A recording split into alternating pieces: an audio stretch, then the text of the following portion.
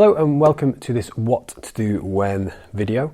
Today we're going to be looking at squats and what to do when your client's feet turn out and they go to 10 and 2. Now there's going to be a plethora of reasons for this, but what we're going to explore is foot placement, foot strength and foot positioning, because I do believe that if we work from the ankle up, we're going to have a much better chance of getting a lot more efficient and smoother squat.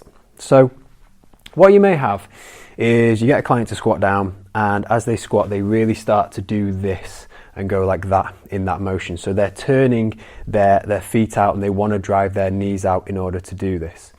Now if we were to go through the entire chain, it would be quite complex in looking at different motions, but if we were looking at the ankle specifically, so if we were looking at the reason for why would you turn your feet out like that, this is just an element of creating space. And what I mean by creating space is that when we do this, like so, and take our feet out, we have then, let's call it a unlocked position, where there's just more joint space for our knees to come forward. And what we can do is fall into a pronation movement. The knees can come forward, and by the knees going forward, that's going to give us the ability to pop our hips back and keep our center of mass over the application of pressure in the feet. So in other words, we have a better distribution of our center of mass, so it's easier to get into that squat position.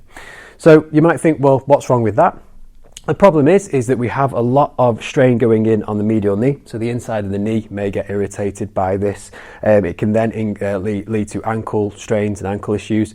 But one of the most important things is, from a hypertrophy and strength point of view, is that we're not recruiting or utilizing muscles in the most effective manner.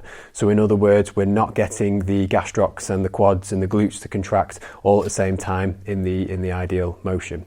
So like I said, this is very multifaceted. There is a lot of reasons why this may be the case, but we're going to be looking at one very effective drill which is going to help you with improving foot and lower limb strength, which is going to improve your squat strength.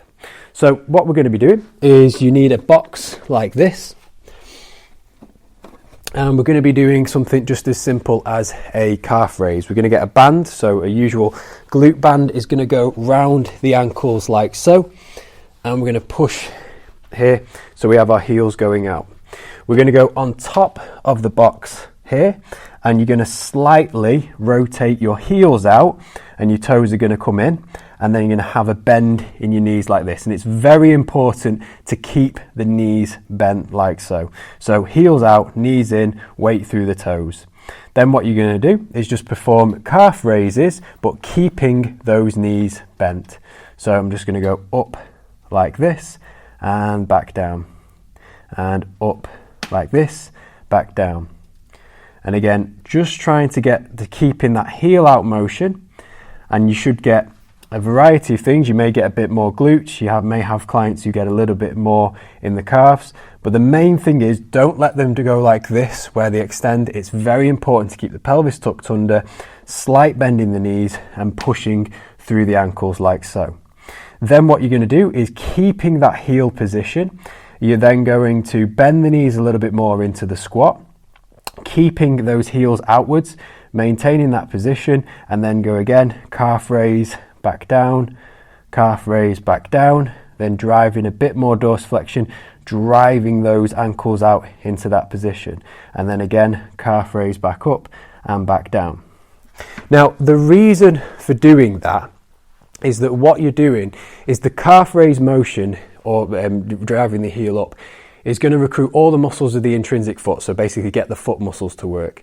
Driving the knees out is going to keep us in that midline, so a mid-stance phase of walking, which is going to help us load the pelvis more over the point of the foot that we need when the foot is in, again, a more aligned position.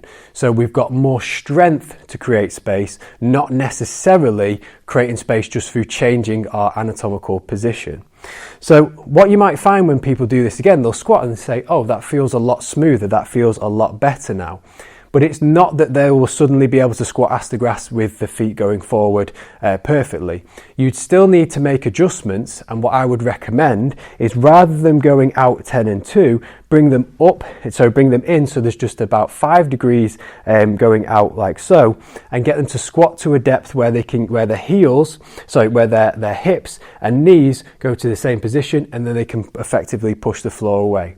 But the most important thing to take away from this is that 10 and 2 is a way of basically creating space at the foot for more dorsiflexion. This is then going to help you position your centre mass to get a lower squat. This can lead to medial knee, so inside the knee irritation and adaptations in the foot that we don't want, but it's also not going to get you to recruit muscles in the calves, quads and glutes as we want to do this.